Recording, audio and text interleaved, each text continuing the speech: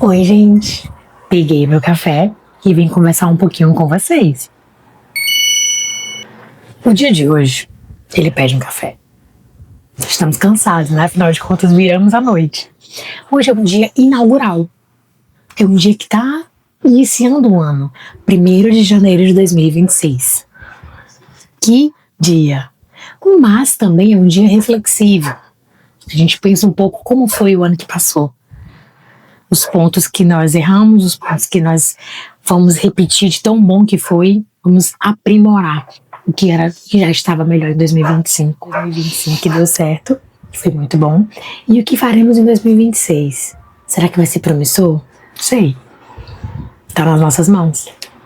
E aqui no meu cenário diferente, intencional.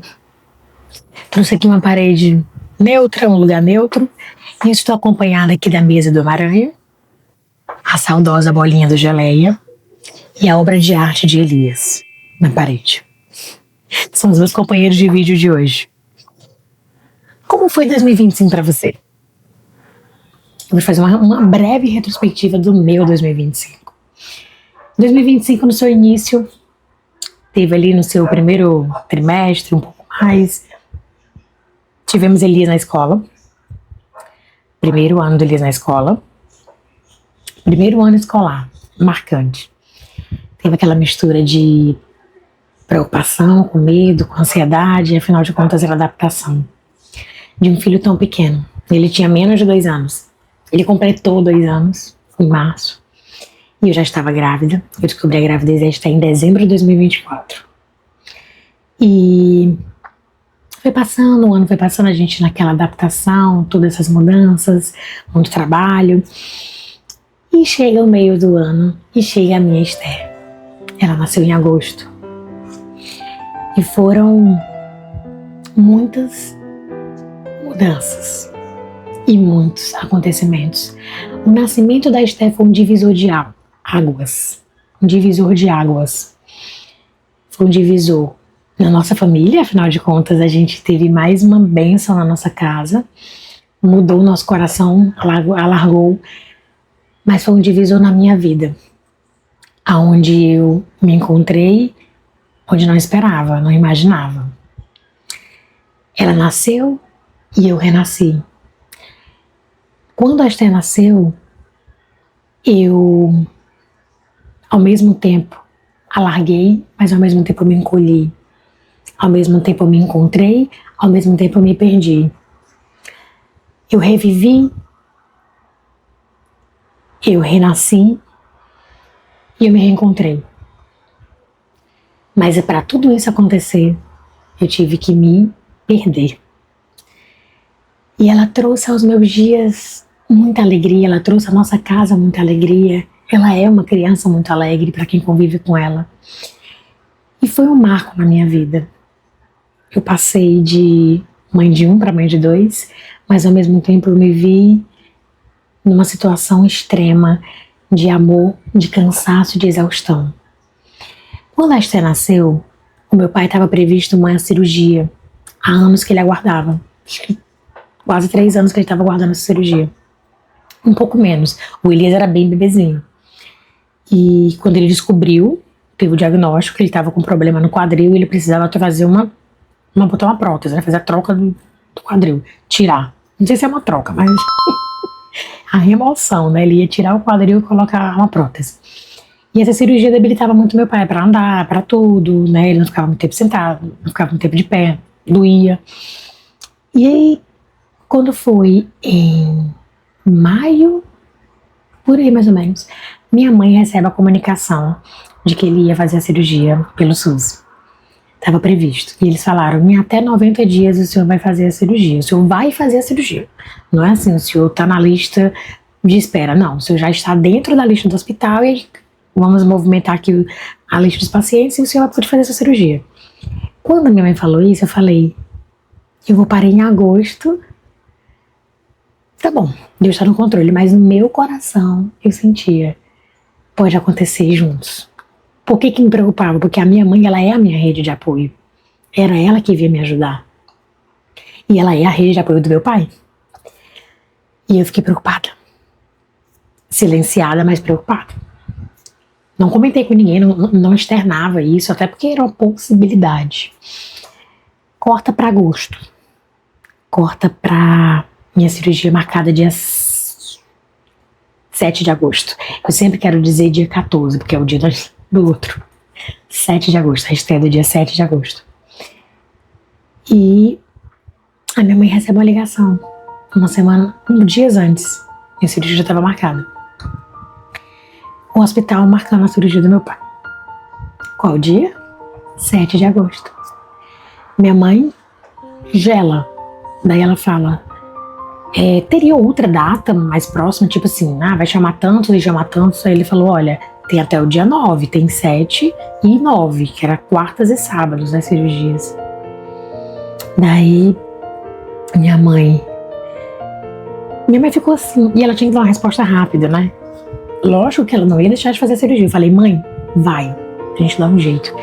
Me coloca no sábado. Ela falou, tá, a senhora entra na sexta-feira, 1h da tarde. E o meu parto foi na quinta. Ela nasceu 7 de agosto, numa quinta-feira. E eu fui, internei, meu médico faz partos às 5 da manhã. E eu vou confirmar se foi numa quinta? Foi numa quinta. Cabeça de mãe. Eu me internei na quarta-feira às 11 da noite. Então a minha mãe dormiu na minha casa na quarta, já sabendo da cirurgia. Dormiu na minha casa na quarta com o Elias. Né? Nós fomos para o hospital, ele já ficou dormindo. E nós fomos. E quando foi de manhã, a Esther nasceu às 5h28 da manhã. Não, 5h32. 5h28 foi o Elias. Foi 5h32. Ela nasceu um pouquinho mais tarde. 5h28 foi o Elias. Íamos passar o dia inteiro, porque o médico só dá alta com 24 horas, que foi uma cesariana e tal. Quando foi no outro dia que ele vinha. Então, assim, na noite, de quinta para sexta, minha mãe ia dormir com ele de novo. Porém, nós não estaríamos lá. Eu, pelo menos, não estaria lá. E eu sou a pessoa com quem ele dorme. Quem faz ele dormir. Coloca ele na cama e tudo. Mesmo o Thiago estando em casa, ele já está acostumado, né? A rotina, o hábito. Como o Thiago tem muitos turnos noturnos também, então ele acaba focando assim, tipo, é minha mãe que me coloca para dormir. Mas o Thiago já colocou e deu certo. Porém, a pessoa principal sou eu. E eu não estaria em casa. Então a minha mãe disse que foi uma noite muito difícil, ele chorou muito e tal. A partir dali, ele dormia no quarto dele, ele voltou pro meu quarto. Isso é uma história para mais à frente. Cheguei em casa, na sexta-feira recebi alta 9 horas, mais ou menos. Cheguei em casa, eu entrando, beijo, cheiro, mamãe te amo e tal. Teve um momento do Elias conhecer a Estela no hospital. Um dia eu mostro aqui esse vídeo, aqui ou no Instagram, não sei. Mas foi o momento mais lindo que eu já vi na vida. Que ele olhou pra ela e falou assim, a minha teté, a primeira vez que ele viu. Me emocionou porque foi muito lindo. E ele foi pra casa, né? Ele foi pra casa e tal, na quinta-feira. Aí corta, eu tô voltando, tá? Corta pra sexta-feira recebendo uma alta e vindo embora. Encontro com meu pai e minha mãe. Estavam aqui em casa com o Elias. E minha mãe, filha, eu tenho que entrar, está 1 hora no hospital, é um pouco longe, eu vou sair daqui meio-dia, já tava com o almoço pronto e tudo. Falei, tá bom, mãe. E a minha mãe foi com o coração assim, espremido. Meu Deus, a minha filha. E o Thiago ficou assim, e agora? O que a gente vai fazer? A solução foi, né? Eu vou adaptar o escritório, que é onde eu estou agora.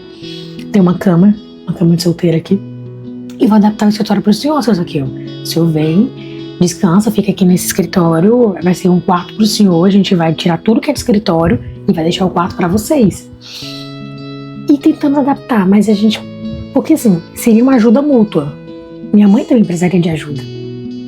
Porque ela não poderia sair de casa para ir no supermercado, para ter que fazer um pagamento, alguma coisa, porque ela tinha que estar direto com meu pai. E a minha mãe disse, tudo bem, por mim ótimo. Meu pai ficou assim, não, eu quero ir pra casa e tal. Gosta da casa dele, né? E minha mãe veio. Minha mãe disse, concordou. Ok, vai ser assim. O Thiago ficou aliviado. Eu também fiquei.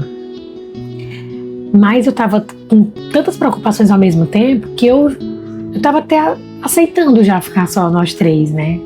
Eu, o Thiago, Elias com a Esté, só nós 4. E a minha mãe foi pro hospital, já certo de que ia voltar pra cá.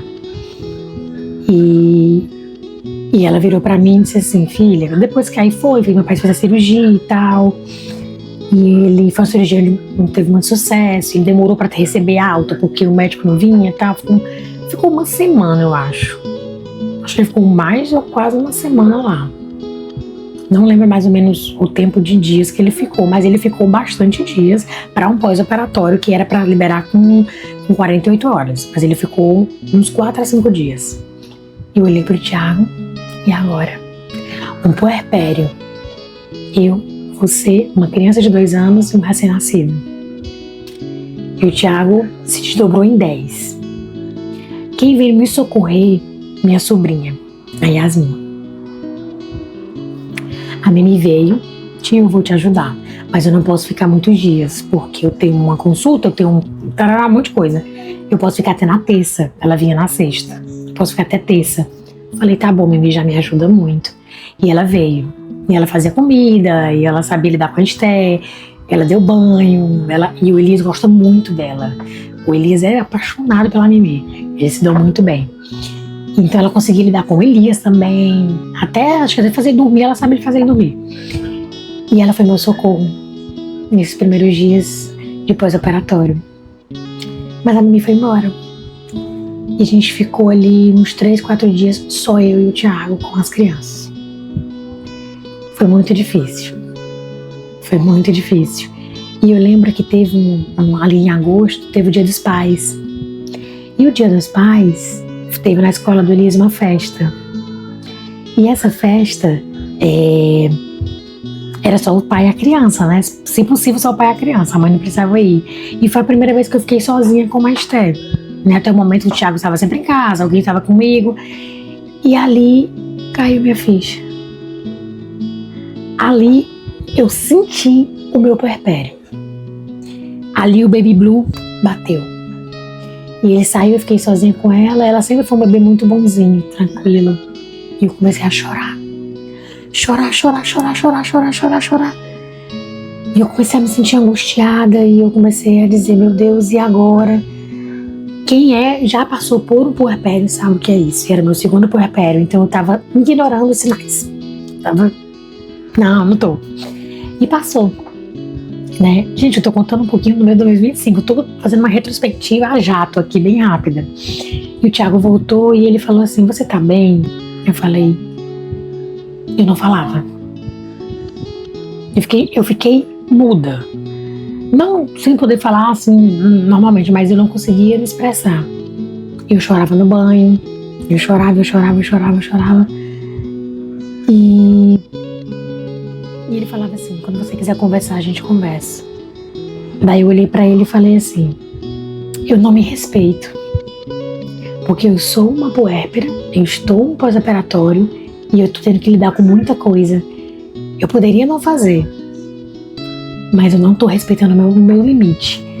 Aí ele falou, tem coisa que você não precisa fazer. Por exemplo, vestir a fralda do Elias, né? Você não precisa fazer isso. Mas eu me sentia mal de não ajudar com o meu filho, porque tem que baixar, né? E eu tava com cirurgia. E eu comecei a botar pra fora e foi melhorando. Só que eu tava sentindo dor. Eu tava sentindo incômodo na cirurgia, eu tava sentindo... Meu fluxo começou a aumentar. Com 11 dias pós-parto, o meu fluxo começou a aumentar. Aumentar absurdamente. A minha querida amada Andresa, que é uma enfermeira obstétrica e uma amiga que nós temos, veio fazer o laser na minha cirurgia. Ela foi o meu acalento. Ela olhou nos meus olhos e ela disse, como é que você tá? E eu chorei. Só chorei. E porque foi um puerpério que eu não tinha mãe perto, eu não tinha cuidado exclusivo para mim. O Thiago, ele tentou o máximo que ele conseguia, mas o cuidado era para as crianças, a prioridade eram as crianças. E ele estava cansado. E eu fazia o máximo que eu podia na minha limitação. E quando ela olhou para mim, que ela me abraçou, e eu comecei a relatar o que eu estava sentindo e tal, e ela disse assim, Mai, vai no médico. Aí eu falei, não, mas eu doutor disse, vai no médico. E eu fiquei com aquele na cabeça, e eu comecei a ver que eu tava com hemorragia pós-parto. Eu quero trazer aqui depois o relato sobre o que aconteceu comigo. Eu não vou contar tudo. E vou deixar para um próximo vídeo. Mas, resumindo, fui ao hospital e eu estava com endometrite, que é uma infecção pós-parto, e hemorragia pós-parto, com 11 dias pós-parto. Me internei, fui obrigada a me internar. E o meu mundo caiu. E eu vou trazer esse relato depois. E ali nasceu a Mayara, além de mãe. 2025, como eu falei no início, ele me fez renascer, mas ele me quebrou primeiro. Então, quando eu criei, para chegar aqui no resultado do canal do YouTube, na página Além de Mãe, na marca Além de Mãe, por trás houve uma construção e uma desconstrução de uma mulher e de uma mãe. Doeu muito para eu chegar até aqui. E quando o Além de Mãe nasceu nesse processo, ele nasceu bem pequenininho e ele foi se construindo. E corta para eu sair do hospital e a minha vida seguindo. Depois eu conto a história. Chegamos, passou esse turbilhão de acontecimentos.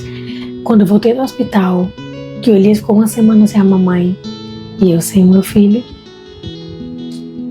que eu tive encontro com ele, foi tão emocionante porque eu me escondi no quarto dele.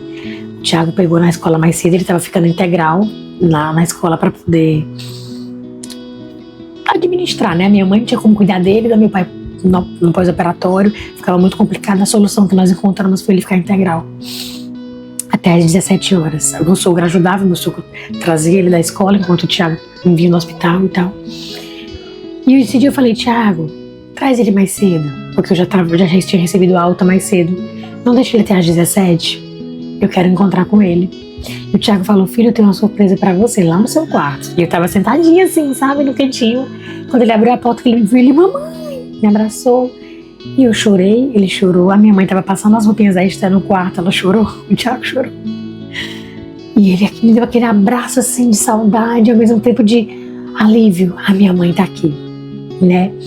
Foi emocionante. Então, a partir dali, eu comecei a enxergar as coisas com um outro olhar. Eu passei a me valorizar, a me cuidar, a entender os meus alertas. Então, 2025 me fez me rever. Eu precisava me rever. E esse foi o começo até a metade do meu 2025, né? Tudo isso que eu tô contando foi entre agosto e setembro. Tudo isso aí. Eu vivi 5 anos em um mês. Foi extremo. Chegamos em outubro, aniversário do meu amor. Os bro, né? Outubro, novembro, dezembro é muito significativo para nós. Outubro é aniversário do Ti, novembro é o meu e dezembro é o nosso aniversário de casamento. Então é muito gostoso esses 3 meses. Eu amo os 3 últimos meses do ano. Não que eu não amo março e agosto, né? Mas esses 3 últimos eles são bem especiais. E chega o aniversário do Thiago, e foi muito gostoso, e meu aniversário também. No meu aniversário eu quis unir minha família, fui pra casa da minha mãe. E chegou dezembro, chegou o Natal. Em todo o meu 2025, né, não podemos esquecer essa data também muito marcante. 13 de novembro de 2025. Nasce o Além de Mãe. Nós nascemos Além de Mãe. Eu faço Além de Mãe com vocês. Nós fazemos Além de Mãe daqui com vocês daí. E hoje, a data de 1º de janeiro de 2026, completam 50 dias do Além de Mãe. Nós ainda estamos no início, né? Estamos ainda conquistando o nosso espaço, estamos conquistando o nosso público, né? Nós trazemos um assunto que ele não é tão popular, não é algo tão fácil e rápido de assistir. Eu até me pego assim, cara, como que eu posso tornar os nossos vídeos mais curtos? Mas eu paro e penso, eu não sou a maioria. Eu não posso querer pegar o meu projeto, pegar esse processo lindo, esse projeto lindo e espremer ele, colocar ele para caber numa caixinha assim. Não posso. que é a maioria. Que hoje, infelizmente, as pessoas elas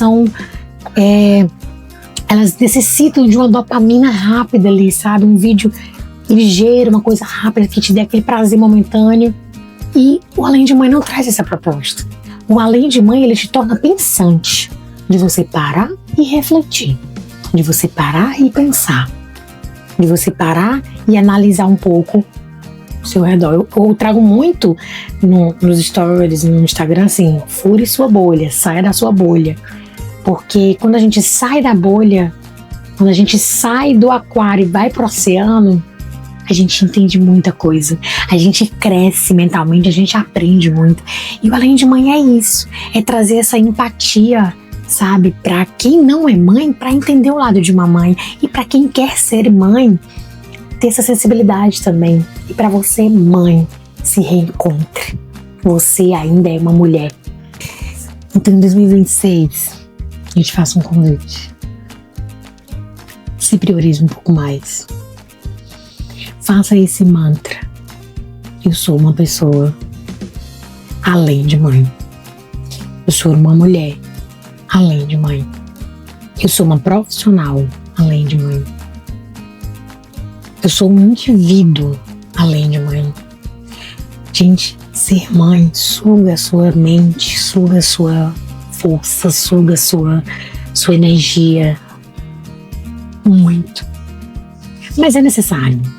É necessário isso porque as crianças demandam esse cuidado, elas demandam dessa atenção. Mas não pode se resumir a apenas isso. Nós ainda somos pessoas. Precisamos desse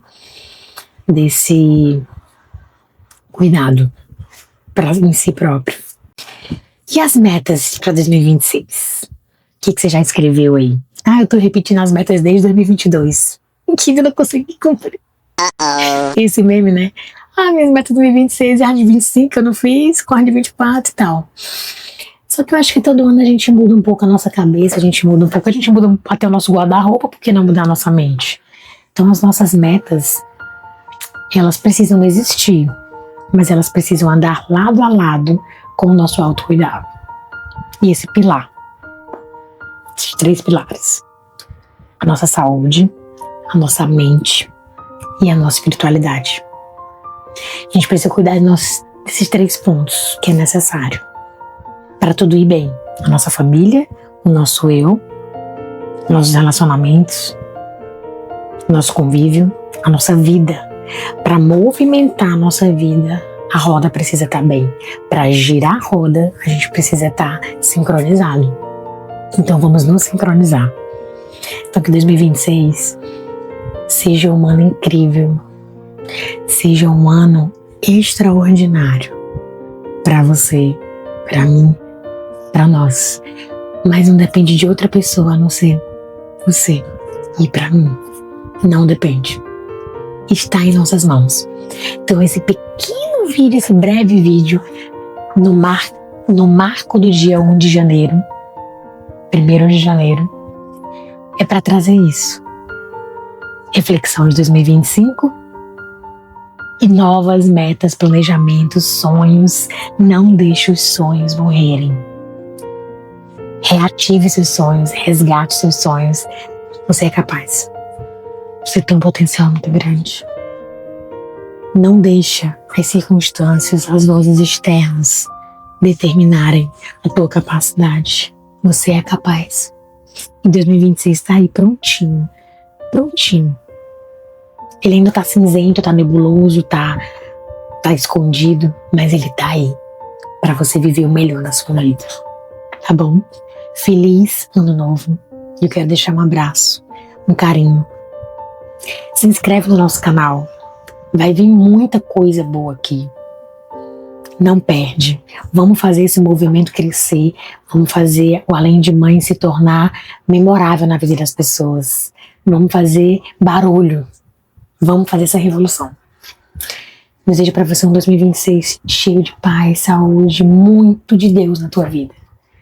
Porque quando a gente anda alinhado com os planos de Deus, é difícil a gente fracassar. A gente não vai ter facilidades, mas a gente vai ter segurança. Feliz 2026. Deus abençoe. Beijo.